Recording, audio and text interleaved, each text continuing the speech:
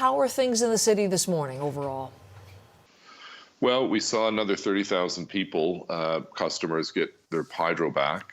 We still have 110,000 people that are without power, but we're making progress. I talked to my friend and colleague John Torrey from Toronto, and they're sending hydro crews to help us here. We've got crews from Kingston, New Brunswick, extra contractors from Hydro Ottawa to get as many people hooked up to the grid as possible, because that's obviously what people are concerned about. You know, the food has gone to waste. They don't have Wi-Fi capacity and so on. So the sooner we get more people back onto the grid, the better it is for everyone. And at the same time, our city crews are going around clearing roads. We had yesterday up to 3 dozen roads that were impassable because of either live wires or trees, tree trunks, branches blocking the way.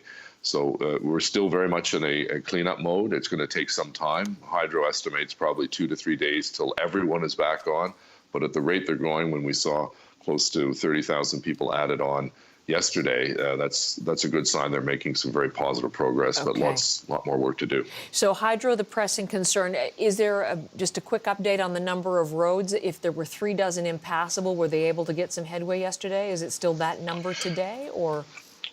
I'm told it's down. I don't have the exact number. I get briefed later this morning. But obviously, a lot of the neighbors have been very, very helpful going and clearing the streets and their roads themselves. We appreciate them doing that. We ask them not to do it if there's a wire present, obviously. You know, we had a stunning statement, I thought, from Ottawa Hydro CEO. He told CBC News the damage is, in his estimation, simply beyond comprehension, that there was more damage in terms of lost poles because of this storm than there was in the ice storm back in the 90s or the tornado in 2018. I mean, as we look at these pictures, it's true. I mean, what's your personal take on the devastation? Yeah, I was mayor during the ice storm and during the tornado, and now during this storm. I feel like I'm a bit of a bad luck charm for the city, all of these things happening all under my watch. But the reality is that we've lost thousands and thousands of trees, no question about that.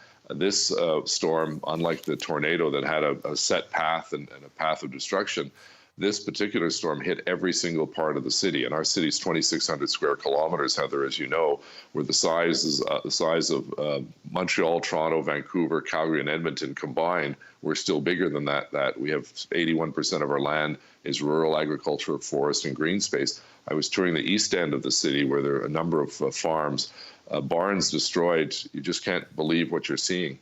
5 Holstein cows at one farm were trapped and killed, unfortunately. So we're seeing devastation in rural Ottawa, in suburban, and in urban Ottawa. So it's all hands on deck. We appreciate our friends in Toronto, Kingston, New Brunswick, and other areas coming to our help. And we will get this power back up and running. We'll get the city back to some sense of normalcy by the end of this week. By the end of this week. Okay, that's the time frame you're looking at. In addition to the hydro and the power, some of the other issues, we've been hearing anecdotally this morning about gasoline shortages because gas stations either don't have fuel or they've been damaged themselves or people have been taking the fuel to power their generators, et cetera. Is this a new concern for you this morning? Well, it's been a concern for the last couple of days. As you pointed out correctly, some stations have lots of gas but no power, so they can't pump the gas. And other stations have run out of gasoline. So we're working through our channels to see how we can resolve that situation. One of my colleagues, another mayor in Eastern Ontario, had a very good suggestion. Maybe there should be some requirement for gas stations to have some generation capacity so that we don't run into this situation in the future. And with climate change, we know that there's going to be more and more severe weather incidents and activities like we've seen here in Ottawa for the last couple of years. And maybe we need to get the gas companies to actually understand that they provide a vital service, whether it's for emergency vehicles or for people trying to go to work or to move their families out of harm's way. And what about, you mentioned the power, and that means for people, fridges and freezers, and the food in those fridges and freezers. I know a priority has been in the city, or we've heard from interviews you've given previously, that vulnerable members of the community who don't have money at their disposal to replace what was in those fridges and freezers. What are you working on for them? Well, we have a program for those people on Ontario Works, Ontario Disability Support Program. If they went out and bought their groceries just before the blackout, and then all of a sudden they haven't had power for 3 or 4 days. Well, all of that food is ruined, and it's not safe to eat it. So if those individuals in our community that need that financial help, they call 311, which is our city's 24-hour hotline. They can be sent the information or get over the phone so that we can provide them some financial assistance to get food, obviously a basic. So these are the kinds of things we're trying to deal with on a case-by-case basis, but the most vulnerable people obviously need our help the most, and that's why I'm very proud of our staff putting this program together relatively quickly.